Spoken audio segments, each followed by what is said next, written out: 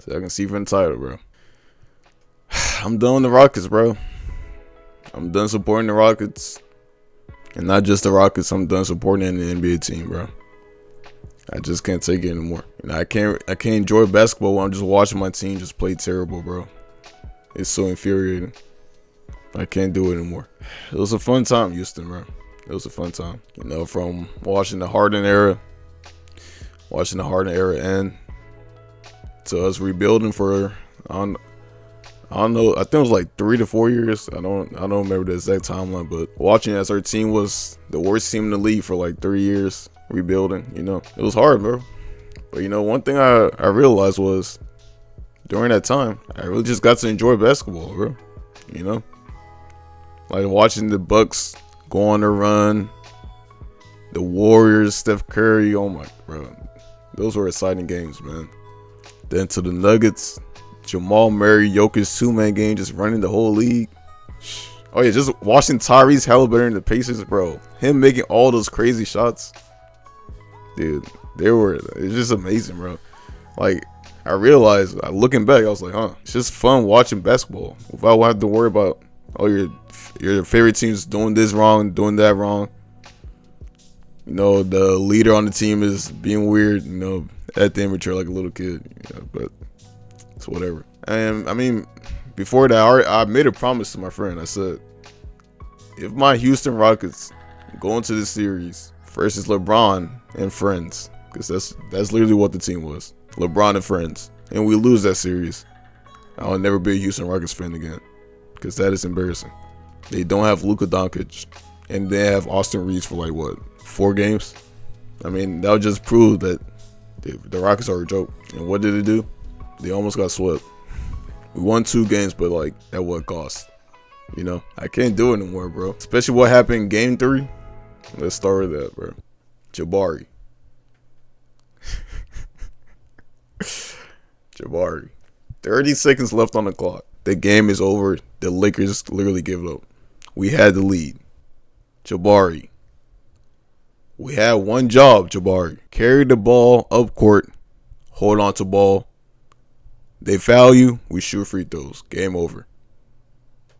Jabari, why did you pass the ball to Marcus Smart? You might be saying, Jabari passing the ball to Marcus Smart. That doesn't make sense. They're not on the same team. He passed the ball to Marcus Smart. He gets the ball. Guess what Jason Tate does? Jason Tate dang near flagrant foul Marcus Smart on a 3-point shot. After that, he was benched for the entire series. Jabari, I don't know if I can say this on YouTube. I might have to blur it out, but I'll blur it out to where y'all can understand what I'm saying. Jabari and Jason Tate, you guys are terror. Terror. We had one job. I can't even get mad at Reece Shepard for losing the ball then, because he shouldn't have even been in that position. Jabari, just dribble the ball on court. We lose game 3. LeBron pulls off a miracle 3. We lose game 3. And I'm like, wow, we're actually about to get swept. But you know what? We came back the next 2 games and we won them. It was a brawl. We could barely hit any shots, but we won the game. Game 6 comes, and we just get dogged out by Rui Hachimura. Nobody knows how to shoot the ball. Jabari Smith Jr. forgot how to shoot the ball. I will pull up the stats as I speak.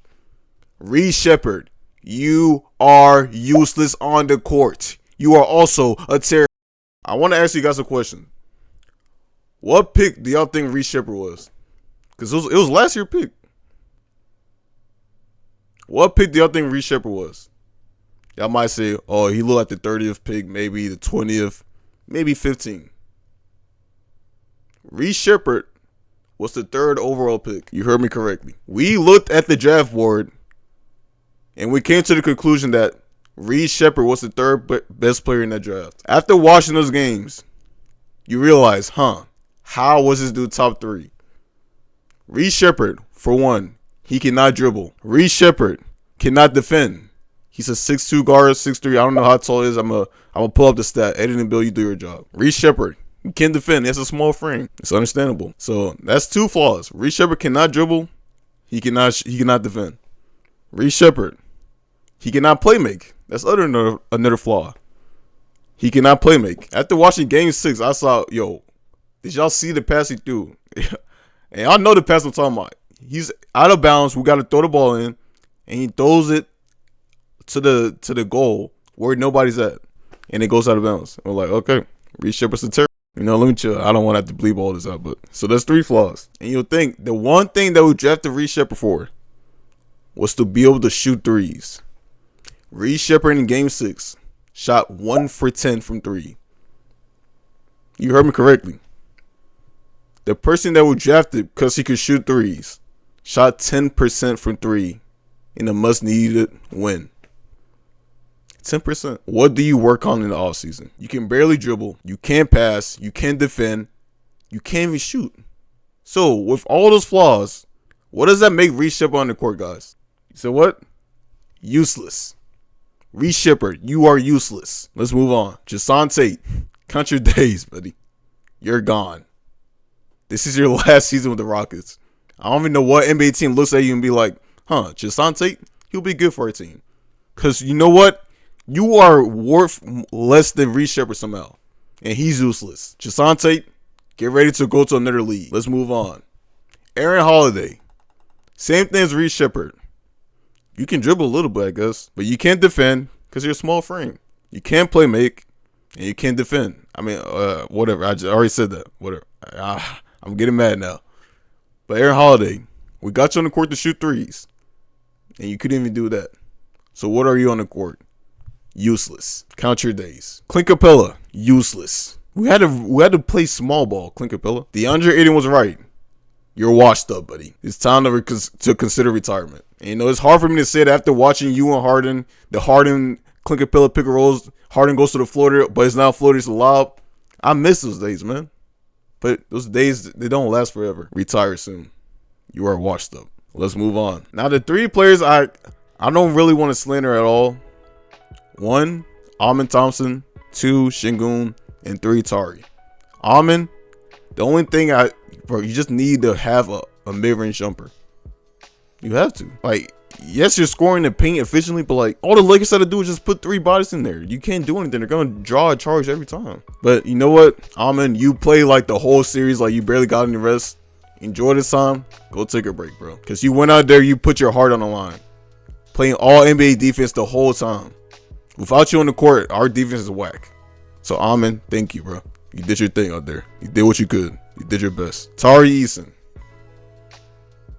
I can't even be mad at you. You did your job. You're trying to guard a 41-year-old LeBron. I don't know how he's still moving like that.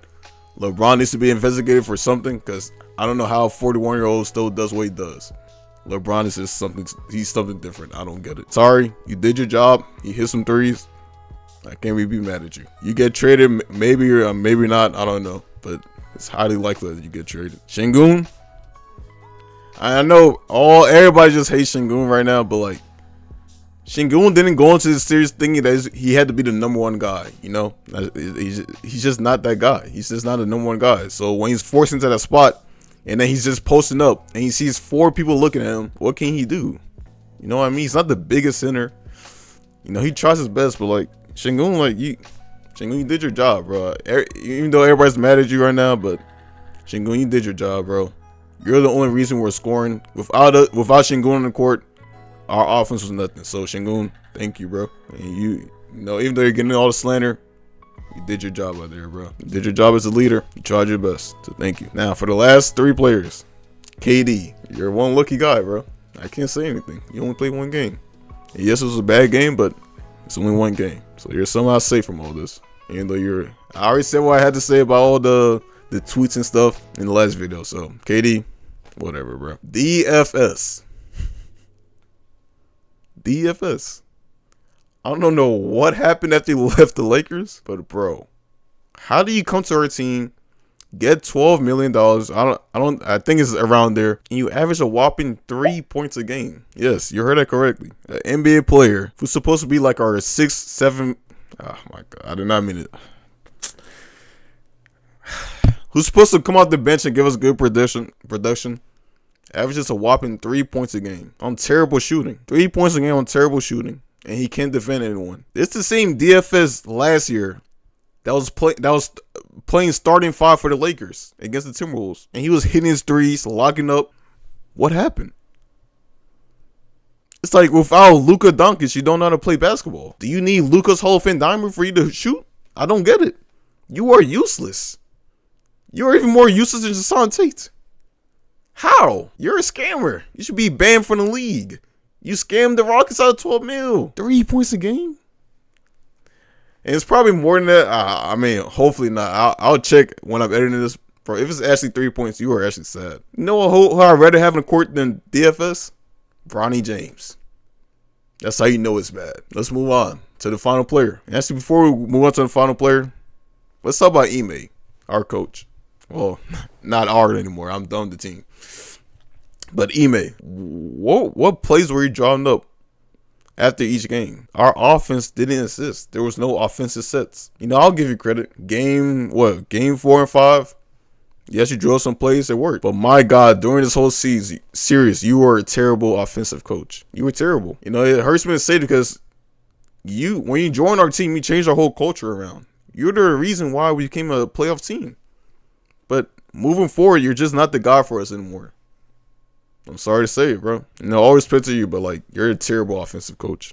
And it just showed this entire series. Now to the final player. Jabari Smith Jr. KD was right. You are actually a retard. Why did you throw the ball to Marcus Smart? If Jabari doesn't do that, we'll be up 3-2 in the series. And it would have been a game 7. Giving us another chance.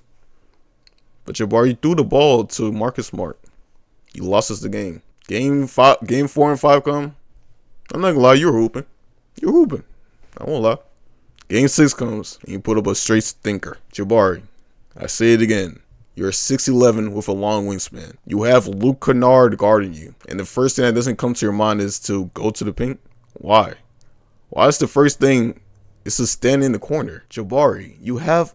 I don't know how tall Luke Kennard is. I'll put it on the screen, but he looks like 6'4" at best. So you have a 6'4" guard guarding you when you're 6'11", and all you do is stand in the corner. And it's like you start to understand why old heads get mad at the game nowadays. You're 6'11" with a guard guarding you. Go to the paint. Go to the paint, and he can barely defend too. Jabari, you're a retard, bro. You're a terrible. I'm not even sad or disappointed anymore. I'm not even angry. I feel like there's a huge weight lifted off my shoulders now. I can just enjoy basketball for what it is. I can't support another team. Houston, it was a fun time, bro. But you know, I'm getting older. I got some responsibilities, bro. I can't let basketball bog me down, bro. I can't even let the Houston Rockets bog me down. But yeah, man, so OKC wins the finals. Like, dude, Boston got eliminated, bro. What? Dude, I'm not finna do all that, but yeah, OKC wins the finals easily. Unless, I mean, the Spurs can stop them, but I don't know. Like, their team just keeps getting injured and injured and injured, so I mean, I got OKC win the finals. But yeah, thanks for watching. It's probably my last video like this. You know, I'm not really like an NBA talk guy. I mean, I like listening to NBA talks, but I'm not the one who's really doing it, you know. Like, I like watching, you know, Legend of Winning, Jimmy High Roller, Kenny, you know, those YouTubers. A-Funky Diabetic. That's a good YouTuber right there. He's very, very underrated. Very underrated. Yeah, I know he's mad because the Celtics lost. Woo! Well, I know he's mad, but yeah. Peace.